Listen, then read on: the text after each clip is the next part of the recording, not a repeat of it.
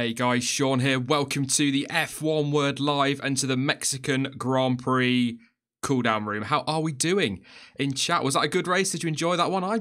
I thoroughly enjoyed it. A bit of a geek out as well with all the strategy and all those tyre issues and just so much going on. Some overtaking as well. It was, really enjoyed that Grand Prix. Hope you all did too. We'll be talking about it more in just a moment with Jonty and with Chamber, of course. But should we kick things off by going over the formalities, as we like to call them, and get the race result out of the way? There you go. It was Max Verstappen who took victory in Mexico ahead of Sebastian Vettel, which, of course, before we even get to fourth place, means that Lewis Hamilton is the 2018 Formula One World Champion officially. We've seen it coming for a while. We're going to talk about it, of course, later in the stream, but it is official now. He is a five-time world champion. Sebastian Vettel second with Kimi Räikkönen in third. Good day for Ferrari in terms of the Constructors' Championship, to be fair to them. Close the gap a little bit. Bit of a tall order still, but you never know. Valtteri Bottas fifth, but incredibly lapped by Max Verstappen. There were only four drivers on the lead lap of the Grand Prix. Yeah, there you go. But Bottas fifth, Hülkenberg, a really good drive again in sixth place. Fantastic from Leclerc as well in seventh. Stoffel Van Dorn, eighth place. I am so happy. I don't know if you know, I really do rate Van Dorn. So I'm delighted that he has taken 8th place today. Really good drive from him. Marcus Ericsson in 9th and Pierre Gasly from right down the back end of the grid, making his way back up to 10th place. Stellar drive from him as well. Esteban Ocon, he was in P11. He collided with Brendan Hartley. He got away, no penalty with that one. Lance Stroll is currently classified in 12th, but is also under investigation for, I believe, an unsafe release. So that could change, but it's not really going to change that much if we're being honest. So Sergei Sirotkin in 13th. Brendan Hartley, he has been penalised for the clash with Ocon. Got himself a 5-second time penalty, I think. And also, he's got 2 penalty points on his licence. He's down in 14th. And then the Haas boys, where have they been this weekend? All the power in that Ferrari engine that Vettel and Raikkonen have been showing in a straight line. 7 miles an hour quicker or something like that. And they're 15th and 16th. Miserable weekend for them. But not so great for Daniel Ricciardo either. He's on the retirements list once again. Mechanical issues. We'll be talking about him in just a moment. Sergio Perez, he was also, I'd imagine, fairly gutted, as the crowd were. And I think we all were a little bit to see him retire from his home Grand Prix. Really sad for him. Something broke on his car. Carlos Sainz, he also had issues. He retired for Renault. He was going well up to that point. And Fernando Alonso, after another first lap incident, not a collision, debris was what actually cost him some problems in that one. He retired as well. So more misery for Alonso, more for Ricciardo. Yeah, that guy just cannot catch a break. And I can't help but feel for him. Trying not to get too wound up on the whole Ricciardo thing, because I think everybody's a little bit annoyed about that one. But let's hop on then and say a very good evening to Jonty. Hello, Jonty, sir. Good evening, Sean and everyone. I enjoyed that. Hope you did. Yeah, it was a good one. It kind of had a little bit of everything, but also a bit of strategy for us to geek out on as well. And we like that, don't we, Jonty? We're quite sad like that. Oh, yeah, very much so. I mean, was it 3 stops for Bottas in the end? And lots of people on 2 stops really, really couldn't call how long the tyres were going to last. It was great. Pirelli need to learn from this. Look, you got it right. Do it. Yeah, Bottas 3 stops, and if Hamilton had been flat out going for it, he would have probably had to make at least 3, because his tyres were finished, weren't they, at times in the race? Yeah, I mean, his first stint, they were gone so quick.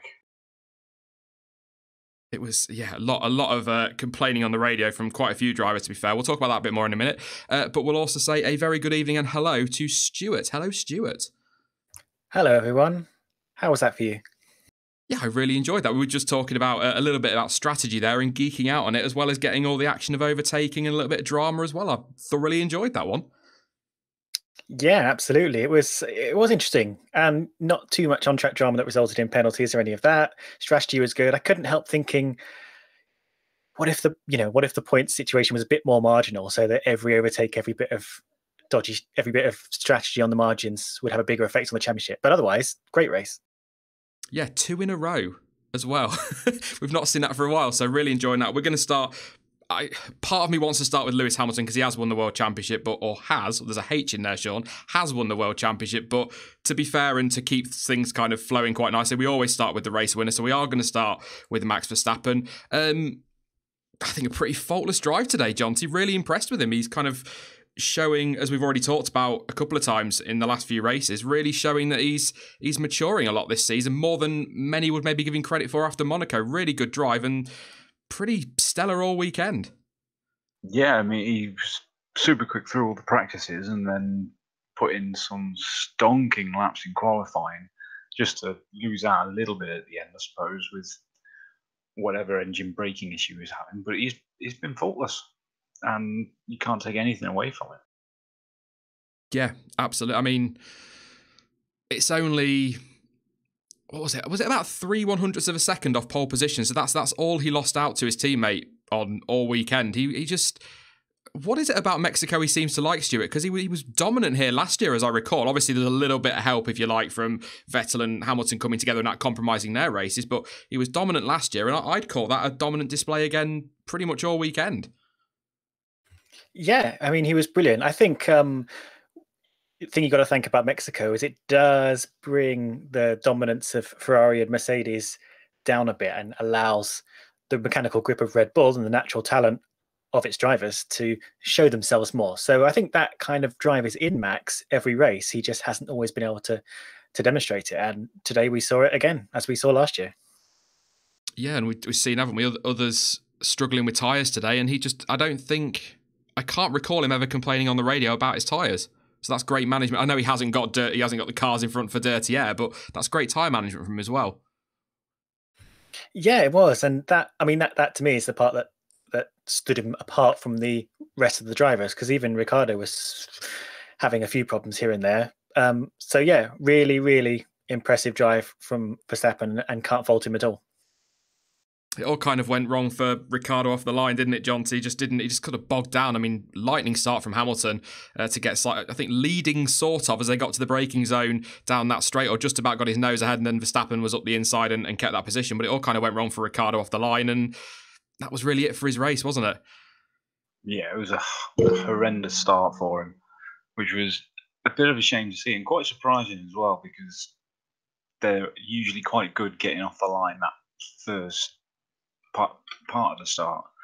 And like you say, Lewis's start was one of the best I've ever seen him get. He just took off like a greyhound, but got out-braked into turn one. As for the rest of Dan Rick's race, his pace was decent. You know, he kept coming back at people and attacking for all he's worth, and then obviously his engine went, which we all knew was going to happen. Yeah, we'll cover that in a bit, because it's devastating for him, because guy can't catch a break. But like I say, we'll talk about that in a bit. But I don't really know what else to say about Max, to be honest, Jonty, because it was, as I've already said a couple of times, dominant through the weekend. Was the quick guy through practice. Fairly unlucky. Well, I don't want to say unlucky, because Ricciardo's middle sector on that qualifying lap was stunning, but, you know, just misses out on pole position, gets the lead off the line, and just controls everything from there. Yeah, exactly. It was just one of those comfortable drives. As Stuart was saying, you do get a much more even playing field with Mexico because of the altitude. You know, I don't know if people were watching the build-ups. You know, they bring the same wings here that they use at Monaco, but get less downforce than they have at Monza because of them being 2.2 kilometers up in the air. So it really does. I think it allows the Red Bull chassis to shine just that little bit more. Yeah, and that's what they're strongest, aren't they? So, anything you want to add on Verstappen, Stuart? Honestly, I feel really bad, because it was such a good drive and he deserves a hell of a lot of credit for it. Obviously, all the media attention will be elsewhere, kind of understandably, but I'm sure Verstappen fans will be a little bit miffed at that one. But really, there's not much else to say, because he didn't put a foot wrong. Yeah, and I think that's the thing with these dominant drives. He got the car hooked up how he liked it. He was on fire through every single session. And throughout the race, let's be honest, he wasn't really troubled. Hamilton was trying to hang on to him, but really, especially once the first stops were over, he was nowhere, and Verstappen could just waltz off, control his own pace, not worried about anything. So, you know, what could you say? It was a masterclass for him this weekend. Yeah, I mean, there was a point where Vettel started to get that gap cut down, and then I think Verstappen picked up the pace again pretty swiftly. So he was quite clearly managing what he needed to manage. And obviously, again, we'll talk about a minute after Ricciardo's issues, had to turn things down. But I can't really say much more on Max, because he was just, faultless, dominant. What words do you want? I'm sure I'm going to get slammed as a fanboy of multiple drivers in the comment section to this stream. But yeah, I think spot on, to be honest. I don't think there's anything else we can add on Max Verstappen. I'll see if I find some stuff for the review tomorrow if that goes up. So I'm sure there'll be something out there. But we've got to go to the world champion, Jonty, 5-time Formula One world champion. 4th place today. Vettel didn't win the race, so it didn't matter what he did in the end. But not a great race for him, if we're being completely honest and totally fair about this, but a very solid season. And the right man's won it in the end, hasn't he? Yeah, absolutely. I mean, he's made it count. That's the difference. You know, by all rights, the Ferrari is the better car, and Vettel had the control at the early stage, but he's made them big mistakes, and Lewis hasn't. I mean, what mistakes can you see from Lewis this year? None. I really can't think of any. The last genuine mistake he made was qualifying for Brazil last year. That's what's made the big difference. I was just going to say, it must be nearly 12 months since he's made any mistake, and we talk about Vettel, and I don't like to slam the guy because I keep saying, I don't think he gets the credit he deserves for what he's achieved in his career. But the mistake in Baku, I think you can call it a mistake, locking up when he tries to go past Bottas. At least he tried the move, but locked up. And then the contact in France, and then the crashing out in Germany. There's just so many this year. And when you look at Lewis Hamilton over the course of the season, we have to be completely honest now. And I'm not gonna sit here and try and sit on the fence with this. The first 6 races of the season, Spain maybe a side where he's pretty dominant.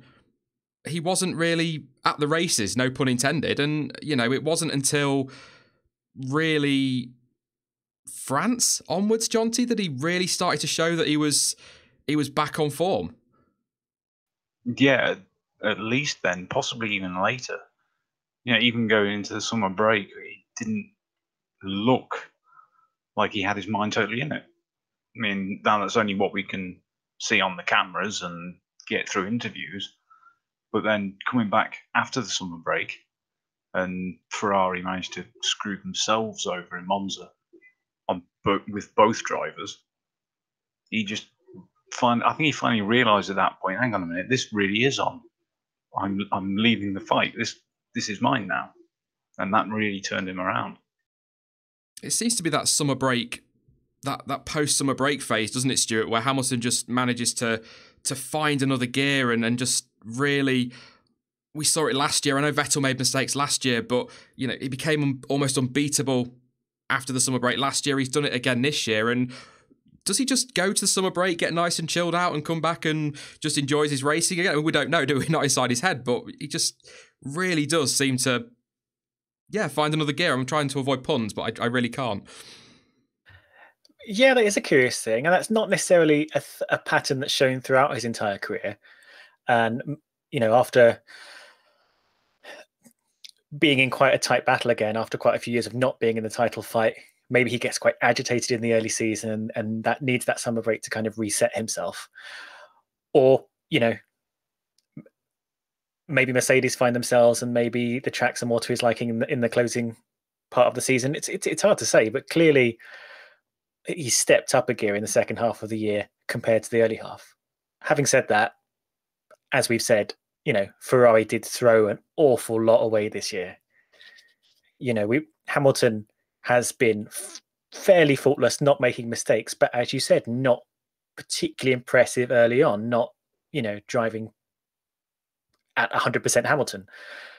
And if, Ferrari had won Baku, Germany, Italy, etc., the championship would still be going.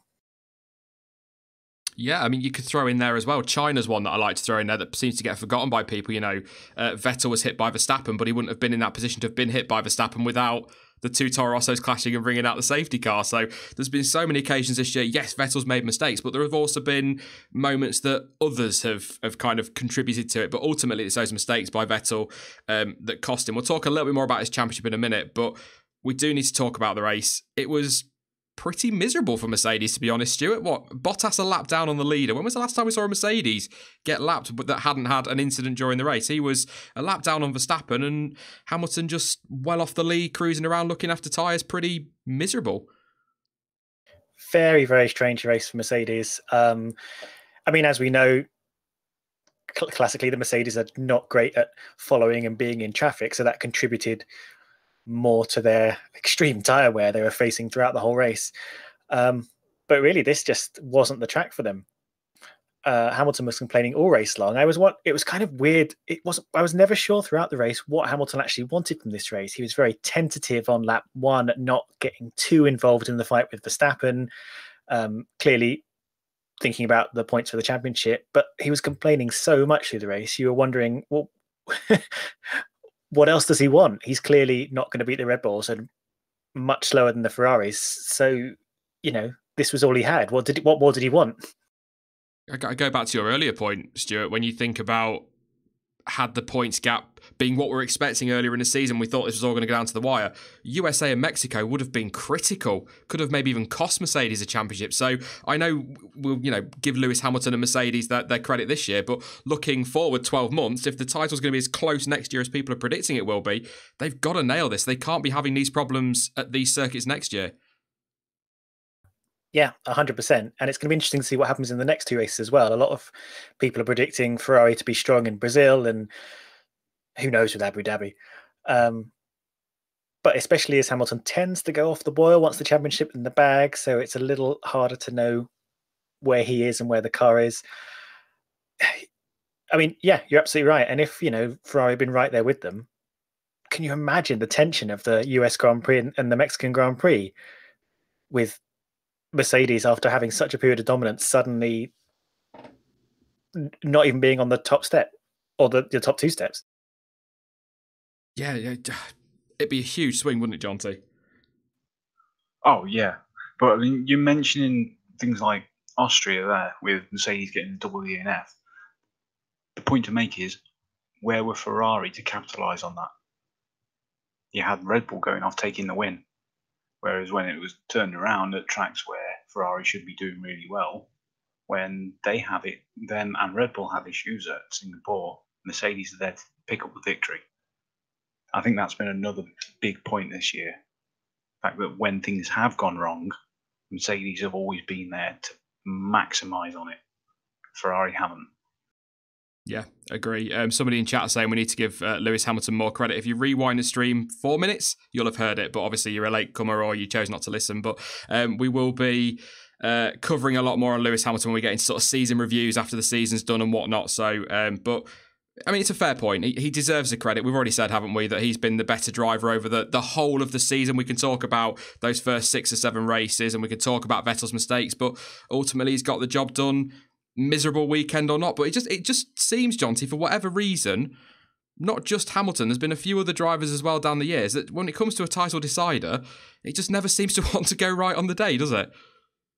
No, we have seen that plenty of times in the past. I mean, well, Mansell himself, it took him so long to get that title because it just kept going wrong on the last day. The only difference is that it hasn't really been that critical for Hamilton, with possibly the exception of 2000. Yeah. I'm going to ask you a bit of a weird question now. Ask you both a little bit. I'm like my weird questions. A bit of pondering whilst I was waiting for the stream to go live. Did you ever believe, Stuart, when Hamilton entered Formula One in 2007, and when you look at those years where he sort of hit a bit of a lull, if you like, in his career, did you ever believe he was going to get 5? No, I mean, yeah, that's not something you start to think about until you're on sort of 3 or 4, because it just 5 seems such an unbelievable number of championships to grab. I know we saw it with Schumacher, not too long ago, and Vettel got very close so far. But no, he was clearly onto something really early on, and getting a championship in year 2, gets you started. But no, 5 world championships, not until it looked like Mercedes was unstoppable. What about you, Jonty? I didn't think anyone would at that time, because the only people up to that point were Fangio, which was a completely different era, and very much if you were in a dominant car at that point, then it was going to be easily done and dusted because you only had 6 races in a season. And Schumacher was obviously just something else. It never looked as if anyone was going to have the chance to do that. So a big surprise and a nice one. Yeah, I mean, we'll try and get together maybe in the winter, the three of us, and we'll sit down and have a proper chat about where he ranks. I struggle with ranking current F1 drivers with drivers from the 50s because and the 60s. I just don't think you can. It's just completely different eras, as you touched on there, Jonty. You just can't, can you? You know, Fangio had a completely different championship to contest. Schumacher had a different one. Hamilton's got a different one, so it's difficult. Maybe we can discuss that at some point. But he's going to be up there, isn't he, Jonty, with the greatest?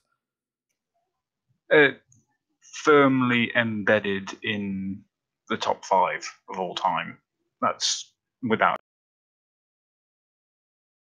Yeah, would you agree with that, Stuart?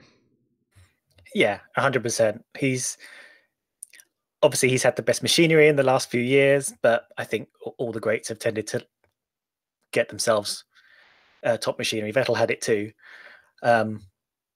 Yeah, definitely. I'll be interested to see what he does over the next couple of years as he starts to think about retirement. And again, as we spoke about before, will he go for the Schumacher records, which I don't think any of us ever even thought would be close to being broken.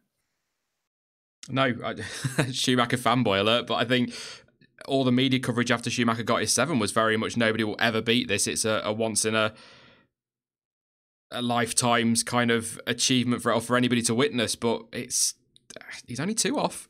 It's if he stays around for another few years, you know, who knows? I mean, there is some speculation. Some people talking on Twitter earlier that he might retire this year. I've always said about Lewis Hamilton, and if I'm wrong, I'm wrong, but I've always felt like he's a driver who will only ever retire if he isn't world champion. He will always want to defend that title.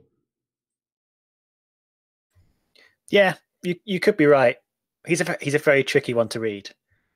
I think I also think that like one year he may just suddenly go, okay, I've had enough, and then wander off and start his new life. Yeah. We'll push the title talk aside and go to Sebastian Vettel, who, for me, had a bloody good race, quite frankly, Jonty. I think he drove really well, went wheel to wheel, got some moves done on some proper aggressive drivers, including, obviously, beating Lewis Hamilton, getting that move done. Apart from not winning the race, which was always going to be tough with Max on form, I think he did just about all he possibly could today, and I think he was stellar. Yeah, very clean. Did very well with the tyres. I mean, obviously everyone was having tyre issues, but he didn't lose too much pace when they were dying off. You know, a very, very respectable race, and at any other track would have probably been worthy of the win. But again, being up in the air suits the Red Bull more. That just played more into Max's hands. No one can say a bad thing about Vettel's race today. No, it was good. I mean, he managed his tyres better as well than those around him, didn't he? And that was important. And that, I think I was worried about his pace early in the Grand Prix, but I think he was just looking after things a bit better. But I think he had a really good drive today. Of him and Raikkonen, I mean, good day all round for Ferrari, really, 2nd and 3rd. Have they maybe given themselves a slight chance now of the constructors? I mean, 50-something points now, the gap. It's still unlikely, but they've at least kept that alive.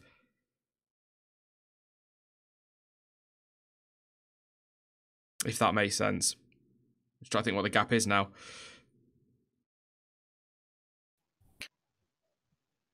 Sorry, I thought you were asking. No, I did. Oh, sorry. Yeah, Stuart. Sorry. Sorry, I must have missed it. It was something to me. I mean, there is still a chance. I mean, there's a much better chance than there was of Vettel getting it. And if Mercedes are going off the boil, if the next couple of tracks are Ferrari tracks, then, you know, why not go for it? A couple of 1-2s puts them in a decent position, although, yeah, it's still quite unlikely. And they definitely have been driving like they're still going for something. Vettel today in particular, like, he was driving well, his overtakes were good, his tyre management was great. He was driving like someone who definitely thought, if I get this win, Hamilton could still have an engine explode. Like, he still felt like someone who was going for something. And hopefully that will continue over the next couple of races for the constructors. Yeah, the gap's somebody, Andrew Drury, just pointing out in chat, the gap's 55 points. That's 86 available in the next 2 races. So it's still open to a point, but they're going to need a retirement, aren't they, from at least one Mercedes in each Grand Prix, probably. Yeah, I mean the maths isn't great, but the next two races are featuring engines that are at the very end of their life, so you never know what's going to happen. That's very true. Can Ferrari do it, Jonty? Big ask, isn't it? It is a big ask. Although, if Bottas keeps driving like he has this weekend, it could well happen. Yeah, last couple of weekends he's been a little bit off the boil, hasn't he? To be honest. Yeah, I mean, it certainly seems like he's given up to a point. But today he was nowhere, absolutely nowhere, which was very strange to see. I mean, the only of the front runners to be lapped. Yeah, really off the pace. I mean, yeah, I don't know what to say about Bottas. There's even speculation going on that Mercedes might be looking at this and turn around and say, let's put Ocon in there because he's not performing. But that'd be incredibly harsh on Valtteri, given the first half of the season he had and the fact that since the summer break he's been used as the number 2 at the team, which is completely understandable given the way the championship was. But, you know, do you think that those team orders in Russia, maybe Stewart gave Bottas a bit too much of a kick in the guts, maybe, and it's just sort of put him off the rest of this season? It is possible because he has been driving well this year, but not not really since Russia. Since Russia, he's been fairly anonymous, and I hope he can regroup now because, as we saw last year, Hamilton takes at least one eye off the boil once he's got that championship in the bag, and Bottas really has a chance to grab something from the last couple of races. So we saw that last year, didn't we? And of course, when was it 2015 when he won the title in the US, Hamilton sort of went off the boil a little bit, and that allowed Rosberg to get on that run of wins, which I think was a bit of a mistake, if I'm being completely honest. I think that really set him up for issues at the start of the season, and Rosberg arrived really hungry, and Hamilton hadn't been winning those races at the end of the season. Perhaps I'm wrong. I'm no psychologist or anything like that, but it's just how it felt. But yeah, I think Bottas has really gone off the boil. But a good race from Vettel today. I think Raikkonen as well didn't really have the pace either, did he, Jonty? Thinking about it, actually, Kimmy, he wasn't really there. To a point, but he was doing a different strategy, doing the longer runs. Yeah. So he did a really good job of that. So it's kind of hard to compare them. To come home relatively close on a totally different strategy, he's done very. Yeah, that's a fair point. Yeah, Ricardo, Stewart, Ricardo. What do you say? I mean, the poor guy. And hydraulics, I think Christian Horner was saying initially after the race, but out again, quite close to the end as well. He drove so well, and Red Bull were possibly on for a 1-2. Although I think Vettel had something to say about that, but he was in that fight. He was holding Vettel off for a bit, and yeah, just more reliability issues. I mean, the guy, I keep saying it, just can't catch a break. You have to laugh to save yourself from crying, don't you? Really, yeah. It was awful. And actually, when it happened, I was kind of glad he wasn't in the lead. To be honest, I'm kind of glad he'd already been slightly shafted to one side. But what can you do?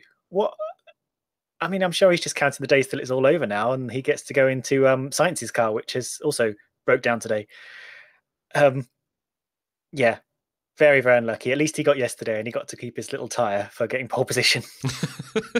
Yeah, I'm sure he sat there tonight going, I got my little tyre, that's all that matters. But yeah, I felt for him when that car pulled over. You saw the smoke and you just... I don't know about you, Jonty, but I almost didn't believe it. I was like, it can't do it again. That was exactly me while I was sat watching. You saw that little puff of smoke come out and just thought, no, not again. And then it stopped. Like, maybe that was just a little tease, but obviously a bit further around, off he went. It was just ridiculous, especially when he was driving so well. I mean, yeah, there was a bit of scrap going on with Vettel, but you got to think he set the fastest lap at that point on tyres that were 45 laps old. Which is one hell of an achievement. He said after the race, I'll let Gasly drive it. I'm done with it. Wow. Yeah. Can you blame him? I mean, honestly, he's got his seat sorted for next year. If I was him, I'd throw in the towel and just walk, have an extra 4 weeks holiday. Yeah, so clear your head and get ready to focus on next year. Yeah, especially with Red Bull. Yes, it's all contracted and what have you, blah, blah, blah, but they are still pulling a bit of an ass move by preventing him from driving Renault in the postseason test. Yeah, they did it to Vettel as well, didn't they, when he was leaving to Ferrari? I kind of understand it in a way from Red Bull's perspective, but if he's off, he's off. Just let him go, you know. But they've got nothing to gain from it. The only thing they're doing is making him lose out. You know, so it's kind of a kick in the teeth in two ways for him. Yeah, what do you reckon to those comments, Stuart? I heard you say "wow" there. I mean, that's a guy that's at the end of his tether, isn't it? Yeah, I mean, one of the saddest things about all this is it's kind of breaking Ricardo as a person. You know, lovely, smiley, positive Ricardo. In the last few months, we've seen him screaming in the pit lane, punching walls in his motorhome, yelling down the radio. It's not, it's not the person we've known to love as a driver. I mean, I'm not a bit of a Ricardo fan, but partly because of his personality. And, I really hope over the winter and with a new start and a new team, we get to see that person come back again, which I think his positive energy does drive his success. So yeah, it's all very sad. I think I used it in I think it was a debrief on Monday, your quote, if you like, from last week, Stuart, when you said it says a lot about his current situation if it can break a guy like Daniel Ricciardo. Yeah, exactly. And honestly, I hope Red Bull have more success with Honda, and I hope Ricciardo has more success with Renault in their 2019 guys, and this whole sorry era is over. It's a curious one, isn't it, Jonty? Because Renault aren't pulling over retiring every weekend. Neither of their cars are, and it just seems to be Red Bull that are having the issues, but specifically Ricciardo. I've got to ask the question because it's out there everywhere now, people calling sabotage and things like that. I genuinely don't believe it's sabotage at all. I think it is just a case of he got some bad luck with penalties earlier in the year with engine problems, and of course having to come back through the field in dirty air. That's putting strain through the engine, and that's why he's going through all this. But it's just very curious that it's just his car and it's not Renault themselves. Yeah, and people are obviously going to come to those conclusions, but as ST points out in the chat, that will only ever cost Red Bull money, so they wouldn't do that. It would cost Renault money as well. I mean, can you imagine if that was found to be true? There would be all kinds of legal battles, and certainly in the F1 side of Renault, they'd be out. They'd be gone from the sport and they'd be bankrupted. They'd be strictly making cars and doing sort of touring car events. They would not be in F1 ever again. No. Sabotage, Stuart, or is it just just genuinely bad luck? If it was sabotage, it's some like rogue element within the team. It's definitely not like a sort of Christian Horner-led thing. I really doubt it's sabotage because, yeah, you're right. It doesn't help Red Bull at all to have one of your cars retiring every race. If you're going to be spiteful to your driver, you ban him from the winter testing with Renault. You ban him from the simulator. You give him the new parts a race later than Verstappen. That's the kind of thing you do if you're going to start favouring one driver over another. But no, they wouldn't blow up his engine on purpose or bang a hole in his exhaust or something. Yeah, I don't think there's anything on purpose going on at all.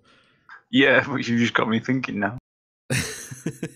Or if there was some little sneaky conversation with Danny, Rick and Renault and they said, look, now you've done the deal with us for the rest of the season, just drive your car too hard and make the engine blow up a lot so it can get us higher up in the constructors.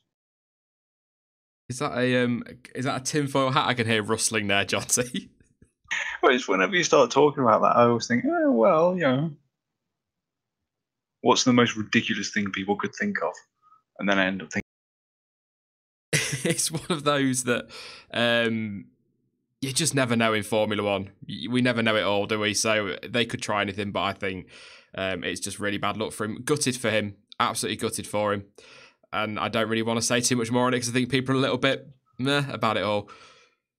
Yeah, well, like you say, we never know the whole story. I think that's why we're both itching for Hamilton to retire, just so he can get on with the book where he promises to reveal a lot of things. Yeah. I'll put the result up again, just double check something, because I do want to. Nico Hulkenberg, best of the rest, if you like, in 6th place. Really good race for him. It seems to be coming together for Renault this last few Grand Prix, Stuart. And Sauber found some pace this weekend. Great result for Charles Leclerc as well. I've got a good feeling about Charles Leclerc next year. I think he's going to be better than people talking about being a number 2 driver to Vettel. I think he's going to go really well, but him and Hulkenberg really impressed me this weekend, pretty much start to finish, particularly Leclerc on Saturday morning. Yes, very much. This was a great race for Sauber, and again, this is another race where Renault are showing themselves to be firmly best of the rest. They did it like they were going to be in a battle with Haas till the end of the season, but I'm pretty sure they've stamped all over that battle. Particularly with what on earth is going on with Haas, but I guess we'll get to that in a second. And yeah, very, very excited for Leclerc next year. If I were Vettel, I'd start getting a little bit twitchy about Leclerc because he's going to be very hungry and he's going to take every single point he can get, and that means potentially points away from Vettel's battle with Mercedes. So yeah, I'm very excited to see how this develops. I mean, yeah, let's go into that Formula 1.5 battle, if you like, and Haas. Well, yeah. Well, I said at the start, they've got that Ferrari engine in that apparently is the best in a straight line and got all this power, and it's going to be a good weekend for them, and they've just been awful. Absolutely awful, Stuart. You just sort of touched it there. What's going on? To be honest, I don't know. And they've been so bad that they've actually been anonymous. And I didn't really realize how bad a weekend they were having until qualifying. And then I sort of checked down the listings in the race, and they're at the bottom behind Williams. And just blew my mind. And what's particularly weird is their strength in the races has sort of been echoing Ferrari. They've been sort of better in races where Ferrari have been doing quite well, which is, as expected because their car is quite similar to Ferrari's. But today, no idea where they were.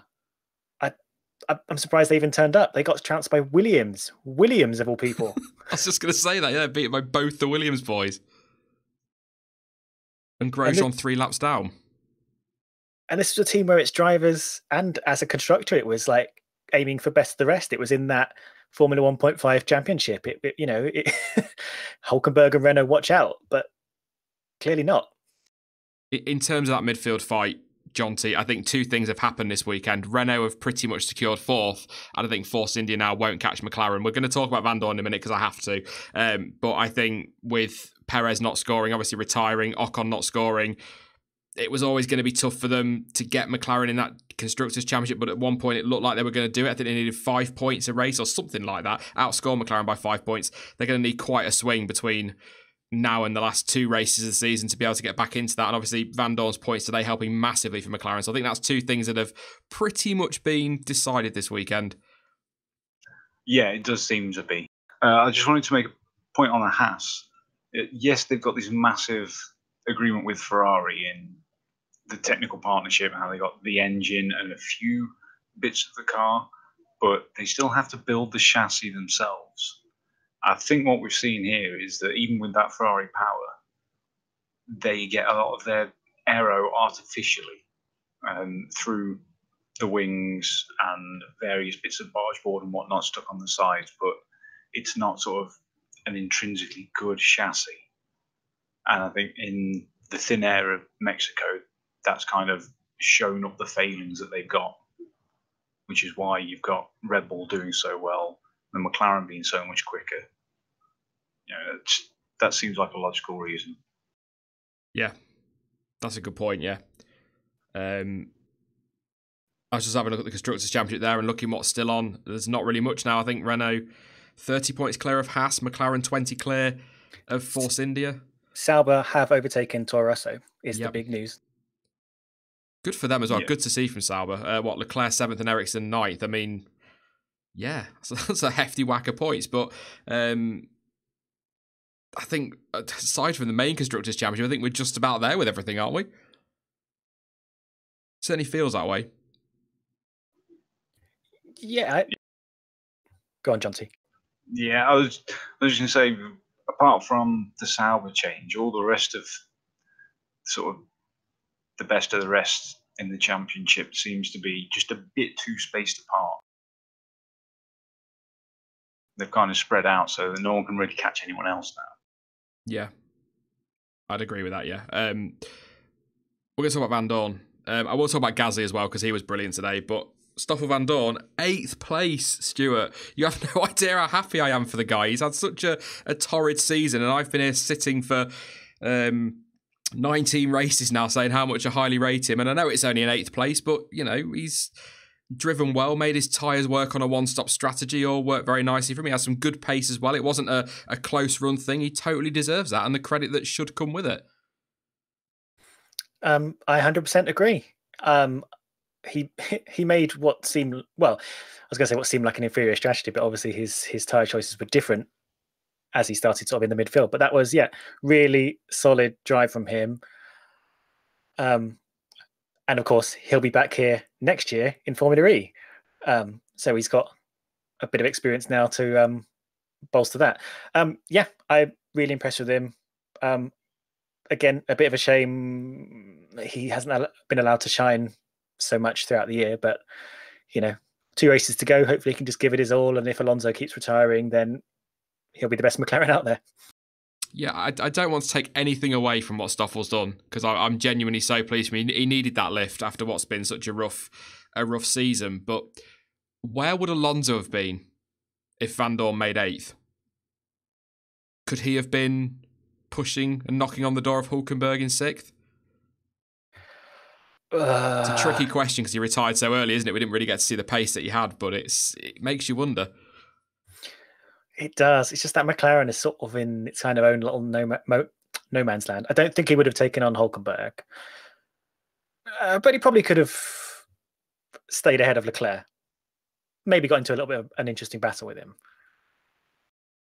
Yeah, I'm pleased for Stoffel, as I'll keep saying. But yeah, he's had a rough time. I mean, McLaren, you've just said there, in their own little championship, if you like, because they're just not really anywhere. It seems like focus has shifted to next year. They're already talking about hopefully making steps forward next year, which I'm really hoping they shut up about because we've had the last 4 years of winters full of McLaren going, this is it, we're coming back, and then they turn up and you go, oh dear. So I'm really hoping that we don't go down that road again. But, I think that it's weird saying McLaren will be happy with 8th. I know it's not the McLaren we know of old, if you like, Jonty, but I never thought I'd be having grown up watching them, and the same with Williams as well, watching them in the sport for so many years, being so dominant, turning around and going, yeah, 8th place is good for McLaren.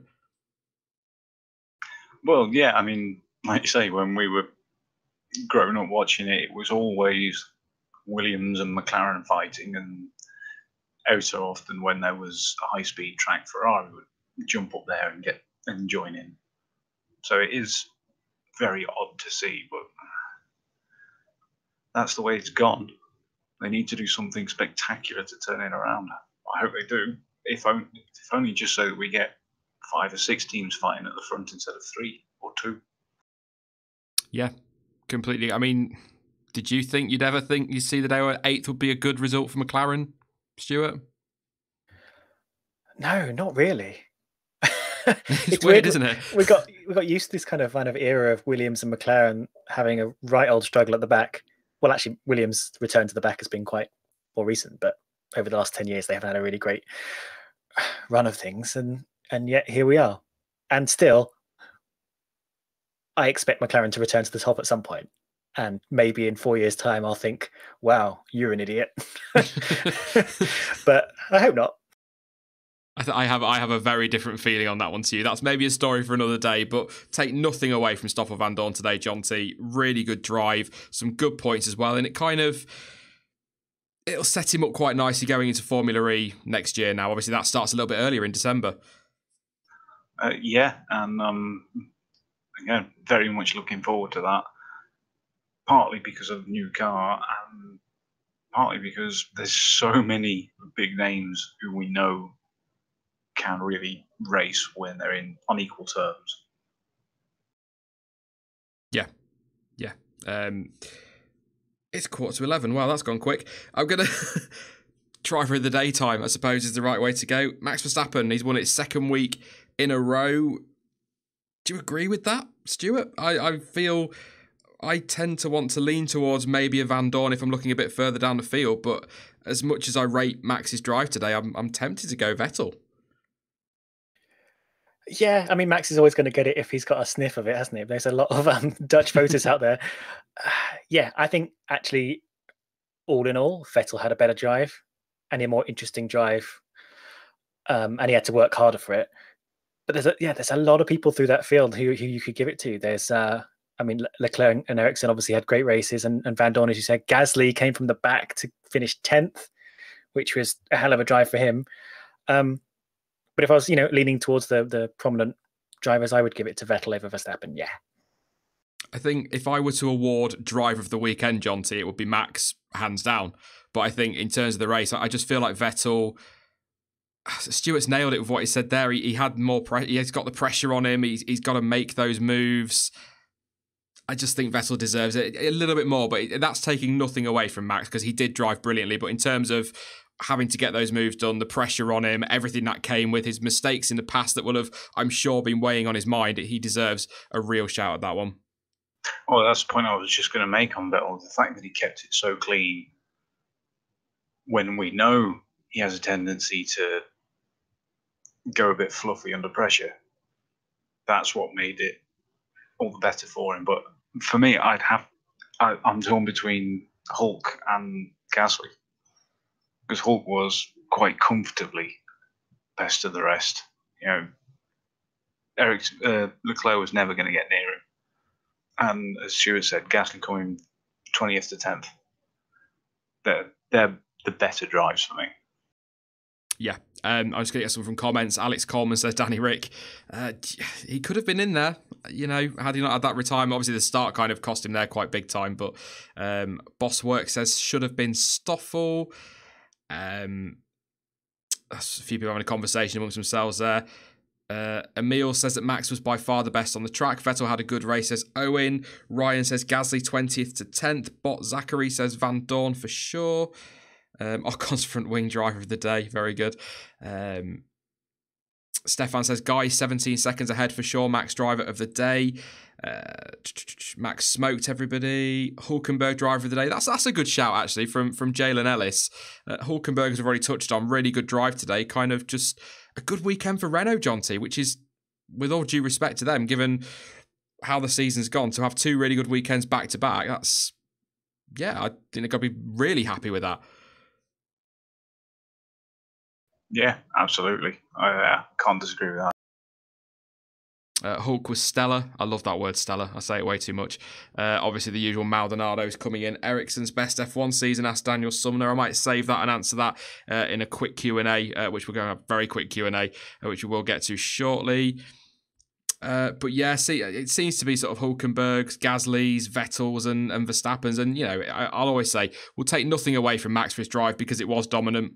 His weekend was pretty flawless, and yeah, but I'm still going to go with Vettel. I'm going to watch the race back tomorrow. That might change my mind, but I think it'll be Vettel for me. But I'm going to take some 3-word race reports. Oh yes, from Twitter. So get thinking, Jonty, and get thinking, Chamber. I know you don't really do very well at this, mate. I think you said on Twitter earlier you're not very good, so I'll give you a bit of extra thinking time with that one. But quite a few as ever coming through. If I can find the thing I'm looking for, which appears to be there we go, disappearing. Hayden says stop hating Vettel, which I did reply to. I said, this has to be a joke, right? For those who missed it, last week I was a Vettel fanboy, so it's nice to get that. But goodbye, Honey Badger, says Jack Chambers. Andrew Woodhouse has got better throughout. End my suffering. Clean Vettel overtakes. William says Ricardo deserves better. Completely agree with that one. Liam, poor Danny Rick. We've got a load of Daniel Ricciardo ones here. Stefan says Van Dorn finishes 8th. A few people didn't watch, amazingly. I've seen a few people, actually, Jonty, I've got to say while I'm just scrolling through these, saying the race was boring. But I think some people also said the US Grand Prix was boring. I don't know what people want from Formula One. No, that was... Again, it's tricky because it was another one which was more for the intrigue, where you've got to be sort of mentally invested in watching Formula One as opposed to having the frantic action on track. Yeah. A few people as well going with Van Dorn in the points, and Van Dorn came 8th. Randomer says Verstappen, Mexico Master. I'm Crying Eternal says Spooky Bunny. 2-stop race. That's a good point. Yeah, I've got a 2-stop race. Good to see. A couple of people saying that as well. Stop winning, Lewis, says Racing Fan SRA. I rate Van Dorn, says Dan Squires. There you go. I like you, Dan. There you go. But one that I don't usually pick a favourite, but I'm going to have to give it to Orange BKing or Biking. Says Tripped on Nutsack. Yeah. Sorry, it's a terrible one. Poor Danny Rick. But yeah, Jonty, your 3-word race report. Come back to me. Stu, don't say come back to me, Stu. All right, mine is this 2018? Because the result was all very much not of this year. Yes. Oh, sorry. Right, it must be late. That just went over my head initially. But yeah, yeah. I like that. Yeah. I spent a lot of the race thinking this is really weird. It's like we've gone into a different dimension. Yeah. Keep these tyres. Yes. Yeah, admittedly, that needs a Pirelli at the start, but yeah, I said this to Stuart before we came on. I think they've got it absolutely perfect. This is, I think, the 4th time now we've had this sort of situation with the tyres, and it's absolutely spot on. Just do this everywhere. Problem solved. I sat down trying to think of some really good ones. I coming up with some good ones for Hamilton and for Verstappen, and thought, yeah, we'll use that one. But I have to go my boy Van Dorn. I can't, not after the year I've had bigging him up, Jonty. I've kind of got to say something, haven't I? Yeah, that's true. But yeah, I'm not going to take any from chat because we're going to come to your questions now. If you've got any questions, do slam them in there because we are getting towards 11 o'clock, and I like to try and cut these later ones off at 11 because people have lives on a Monday morning. Maybe not Stuart. I know you do, Jonty, don't you, mate? You got work tomorrow, so don't want to keep you up all night. As much as if we can, I tell you what though, if we keep getting races like the US Grand Prix in Mexico, I don't mind staying up. Gives you Absolutely. Yeah, and we've got Brazil next. Always throw something. We said that about Canada, Jonty. Just go steady. No, I didn't say it will be awesome. I said throw something up. Brazil will be shocking. It'll be the worst race of the year. I'm going to have to go with that one. So we had a question earlier, didn't we? Which I wanted to answer and I've forgotten now. So if you're in chat and if I did mention it, do pop it in again. But Finn Ellershaw, it kind of feels right to ask this question. It's kind of a 3-word report as well. Will Matt Schumacher, ? Obviously referring to Lewis Hamilton 7. We were talking about earlier, don't we? 7 doesn't seem that far away. He's going to have to continue for a few more years. But next, I've got this feeling with the way Honda are progressing with Toro Rosso and the fact we've got 2 more weekends for them to throw upgrades at that engine and use them as a bit more of a testing bed. I've got a feeling, Stuart, Honda are going to be, maybe not at the start of the year, but come mid-season, going to be right up there with Red Bull fighting for regular race wins. It could happen.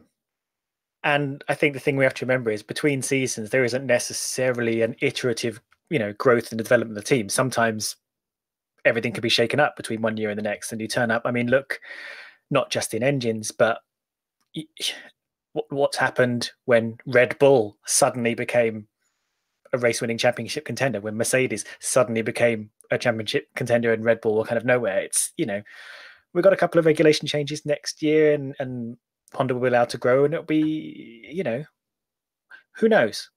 And with Hamilton championships, maybe Mercedes will be nowhere next year. It's really you really can't say. We saw in 2017, didn't we, Jonty, how a regulation change can close things up quite nicely, even in this power unit dominated era. Do you think he can get 7, or is that really going to be tough? It's still going to be tough, but he can. I think it's the race wins which will be the harder one, because he's still got 20 to go. That's 10 over the next 2 years each. That's still a big ask, even if things stay exactly as they are now. Yeah. I keep scrolling through and I keep missing them. How long until Mick Schumacher? Nice to go into that one. Will debut in F1, says Mike. I think 2020 at the earliest, Jonty, but I'd like to see him do a couple of years in F2 first, and maybe 2021.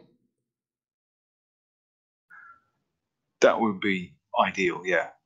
F2 next year, maybe Super Formula after. Yeah, I just don't want it to be rushed in. We've seen with young drivers in the past, haven't we? People get rushed in quite a bit. I do want to ask you both something, actually, because me and Dan were discussing it during Friday's live stream. I'll come to you first on it, Stuart. What are your thoughts on this Haas Rich Energy tie-in that we've got that was actually originally going to be Williams Rich Energy? Well, it's clearly worked a treat, hasn't it?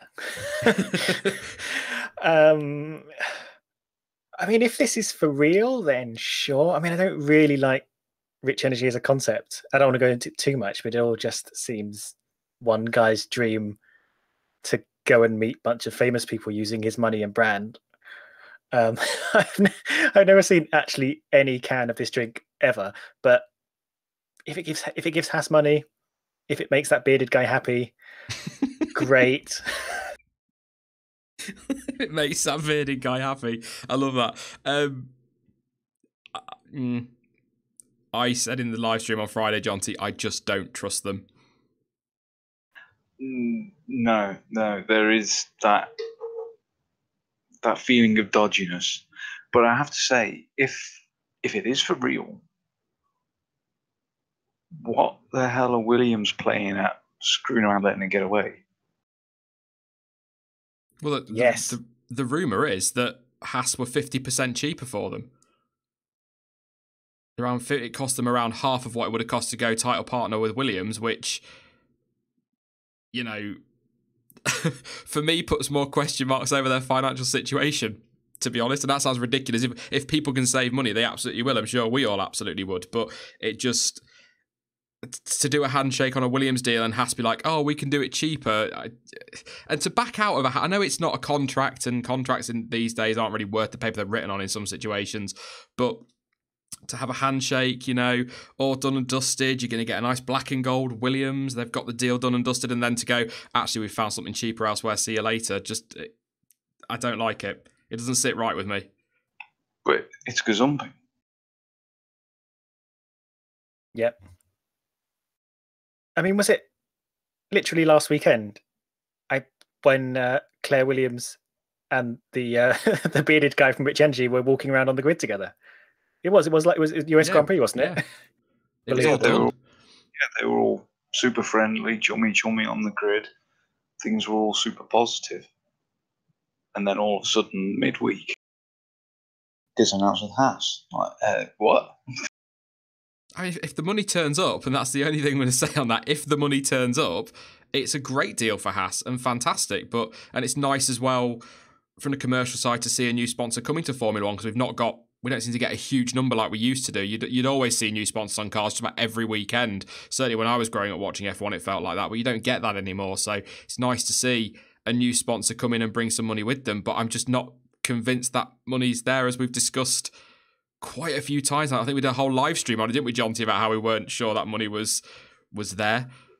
Yeah, and you got to think the costs of being the title sponsor, with what we know about the cost caps they're trying to put in. For 2 years, say, it would be at maximum 400 million if the proposed cost caps went ahead. So, and according to William's story, he's basically facilitating the money coming through from a consortium of 4 billionaires. So they ain't going to notice that. No. I've got a couple of super chats I want to go over actually before we disappear. We're going to start with the first one that came through, which was Zane. Thank you very much for your contribution, mate. He says, Sean, you thought Lewis would retire this year. I did not. That was Jonty. That is all on you, mate. Yeah, I really did think he would. But you never know. He still might. You never know. Still 2 races to go. Anthony says Gutierrez to Williams, 2 Mexicans next year. He's obsessed with Gutierrez coming back to Formula 1, to be honest, Stuart. He's always over on Twitter with that one. Thank you very much for your contribution, mate. Can you see Gutierrez coming back? It's kind of got some legs, this one, hasn't it, over the last few days? Yeah, it could. If he's got a little bit of money, maybe. You know what Williams are like. I'm not as enamored with Gutierrez as maybe some people, but I never had a problem with him. And Williams needs some solid drivers, and he was fine. I'm going to be very disappointed to Anthony, and I don't have very strong feelings about Gutierrez either way. And it would be nice if there were some exciting races in that seat. And I guess we have got one. Yeah, I mean, I kind of feel like they're going for the wrong Esteban. Maybe they've got confused somewhere. I don't know. But he does bring a lot of money, so that's going to help them. And they kind of need that, don't they? And ST made a contribution. Thank you very much, mate, for that one. Says, big shout out to my WRC boy Loeb winning in Spain. There you go. I didn't watch. I was watching F1, so I don't know what's going on. But we'll leave it there because we are just over 11 o'clock now. So thank you very much, Stuart, as ever, for coming along and getting involved in this one. Nice little chat about the race once again. And it was a good one and a proper nice one to enjoy as well. Yeah, it was a good one, and a lot of positivity coming out of this one, apart from the Ricardo business. So, yeah, thanks for having me along, and I'm looking forward to the next race. And now I'm going to go into a quite a late night making a video, so I'm going to chug some big, rich energy. Get it down, you. I think you're going to need it. And thank you very much as ever, Jonty, for coming along, mate. I really enjoyed that race. We had a good couple of back-to-back ones, so these streams they're always awesome, but even better when we've had a good couple of races. Yeah, absolutely, and just looking forward to the next one, which is another late one, I think. Yeah, not as late, but it is a little bit later. But yeah, it's we like Brazil. But yeah, thank you very much, guys. I'm sure I'll talk to you at some point soon. Yeah, good night, everyone. Night. Yep, thank you very much once again to Jonty and to Stuart. Stuart, apparently, we're going with today. Why not? And thank you very much, of course, to you guys as well for tuning in. It's been a pleasure, as always. I know it's a late one, but yes, it's a good one. 2 races left to go.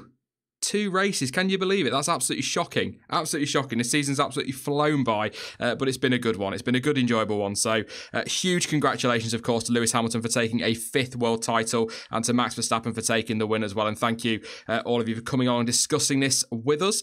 I will be back tomorrow, of course, with the... What am I back with tomorrow? The debrief. Oh, for God's sake. The race review, the debrief. That'll be up around 4 p.m. Might be a little bit later, depending on how I get on in the morning. But yes, it will be up tomorrow around 4 p.m. And do come along on Wednesday at 7 p.m. UK time, where I'll be joined by Dan. And I need to ask those two if they're still about, if they're going to join us. I'm not sure if they will, but that will be for the 50k Halloween special. I have no idea what we're doing yet, but that will be live 7 p.m. on Wednesday. And of course, then it's into the normal weekend content ahead of Brazil, which is the following week. So 2 races left. Let's crack on and enjoy this for the rest of the season. And thank you as well, I want to say, to those who have sent me some very nice words, to be fair, over the last 24 hours after a rough couple of days for me. So really do appreciate that one, but I'll stop my moaning now. You can follow me, of course, over on social media. Links to Twitter, Instagram, Facebook, and to Discord are all in the description. But down below, this is terrible, absolutely terrible. So I'm going to go. Thank you very much for watching. I've been Sean. This has been the F1 Word, and until next time, goodbye.